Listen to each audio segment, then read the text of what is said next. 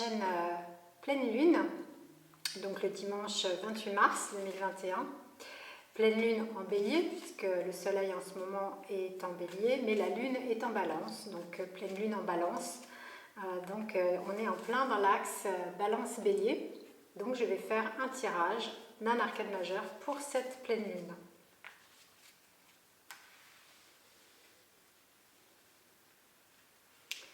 Alors la carte que je tire aujourd'hui, c'est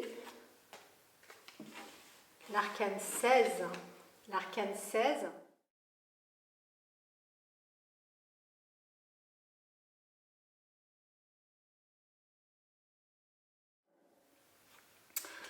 Magnifique arcane de transformation. L'arcane 16, c'est la maison Dieu.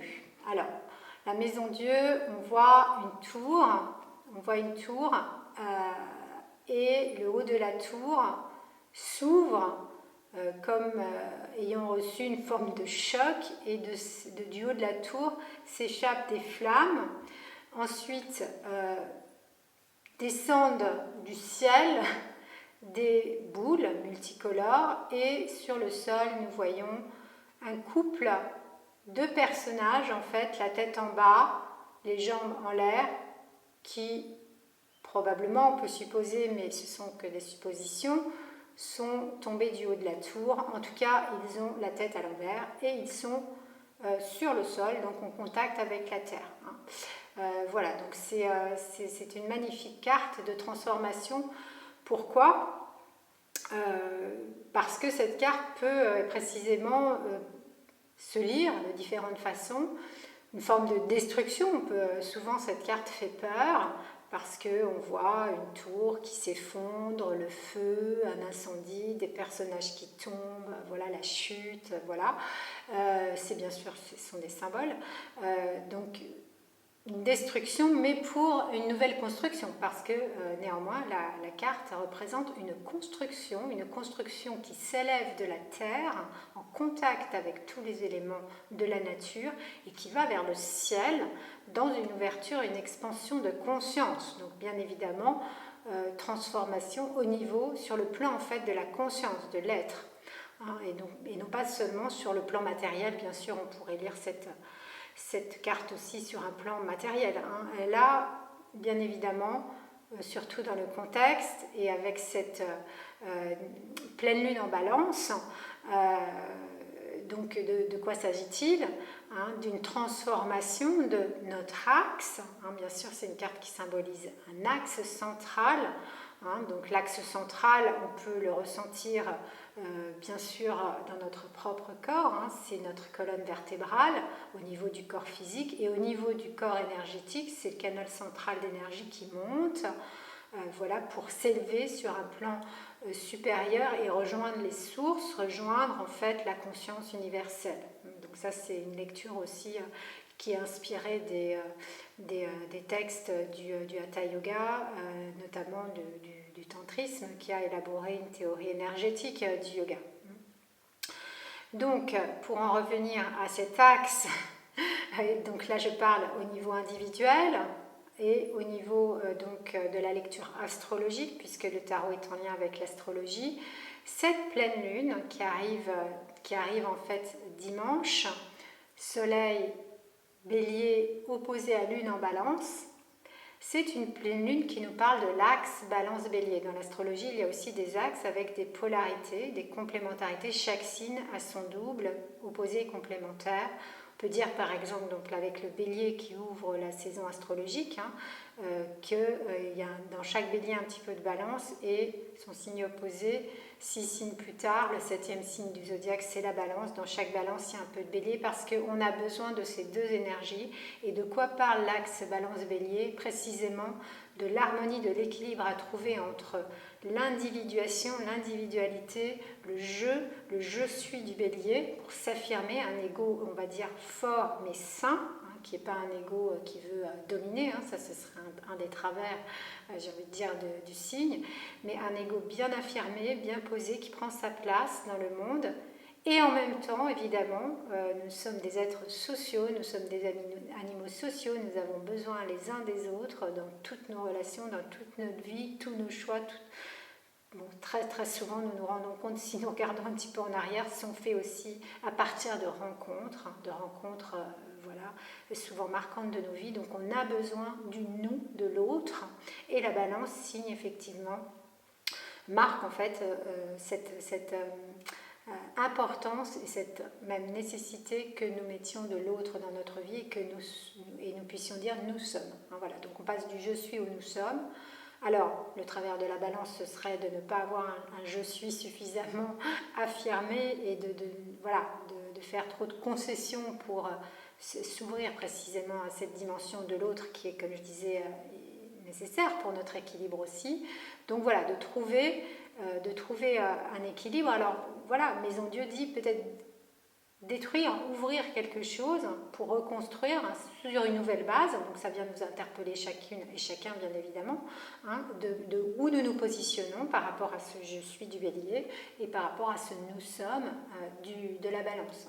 Le bélier qui a tendance à décider que par lui-même et à compter que par lui-même, ce qui est tout à fait une chose magnifique, quitte à peut-être oublier l'autre, et la balance qui pourrait précisément à l'inverse s'oublier elle-même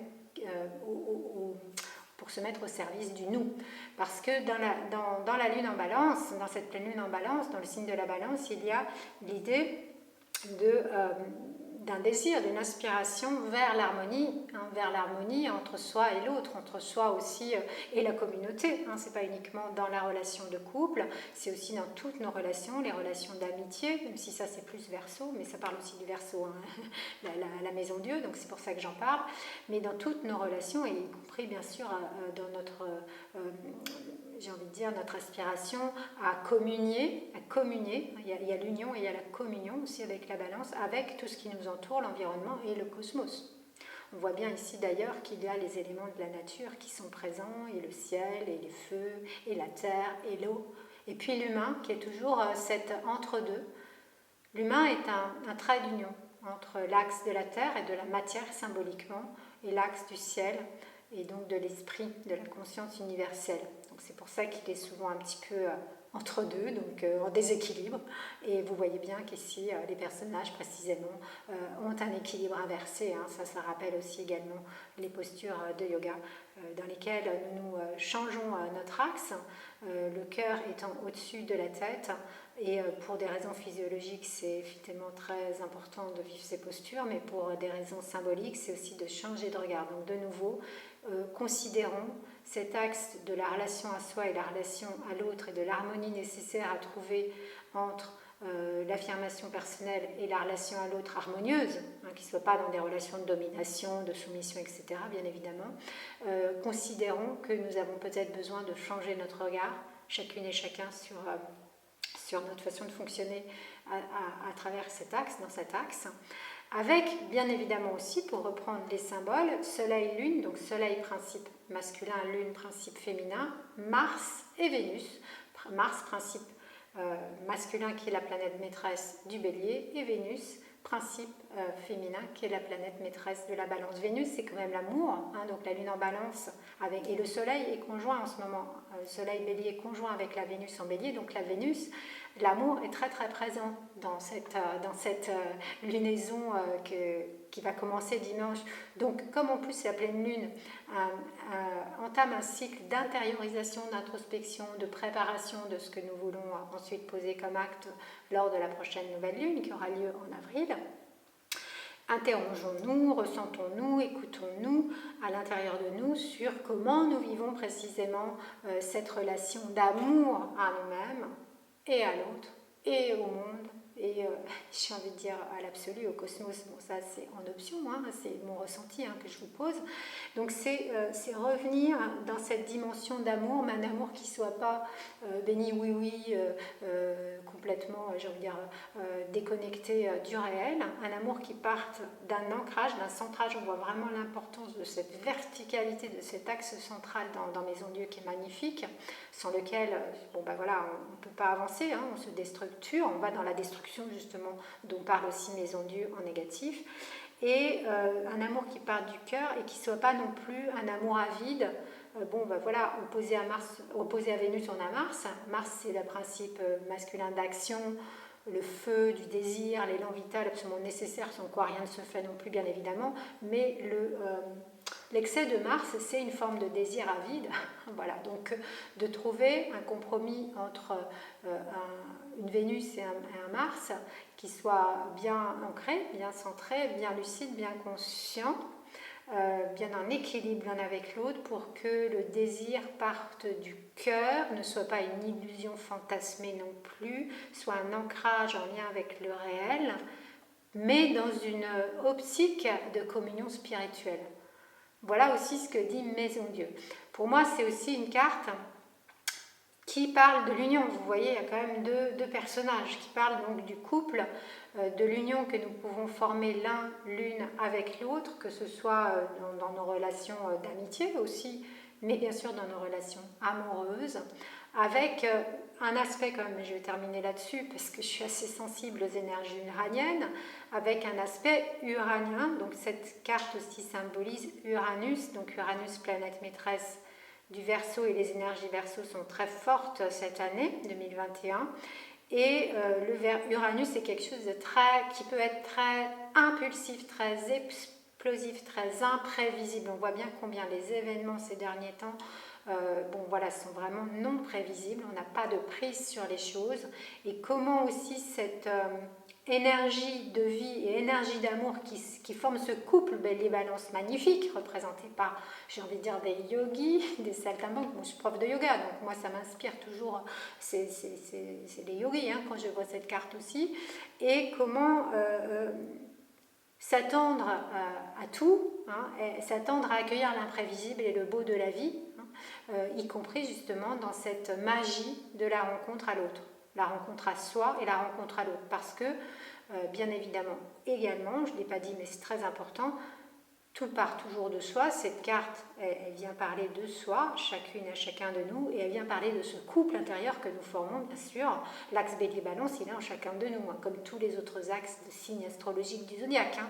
Mais c'est comment chacune, enfin si je l'ai dit en fait, chacune et chacun de nous, nous allons métaboliser en fait à l'intérieur de nous, alchimiser plutôt, parce que c'est aussi une carte qui parle beaucoup d'alchimie. Je ne vais pas pouvoir en dire trop parce qu'elle est vraiment immense, hein, cette carte, mais d'alchimiliser justement à l'intérieur de nous, dans tous les domaines de notre être, ce couple intérieur, hein, du principe masculin et du principe féminin, du Mars et de la Vénus, du Bélier et de la Balance. Tout est bien, j'ai envie de dire, à l'œuvre en ce moment au niveau des énergies du ciel pour parler, hein, de cela.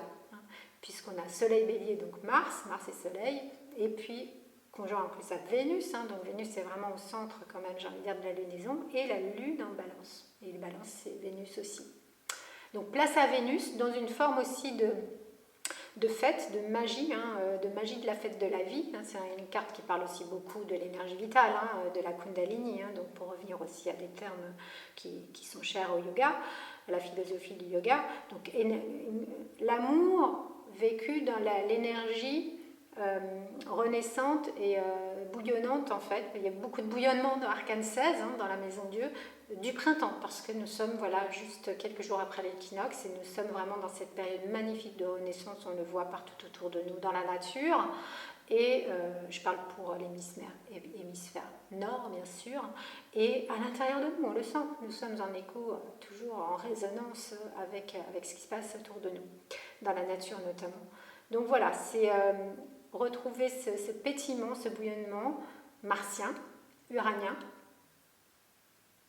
associé, intégré, alchimisé, harmonisé avec la douceur, la beauté, l'harmonie justement de Vénus, donc de l'amour.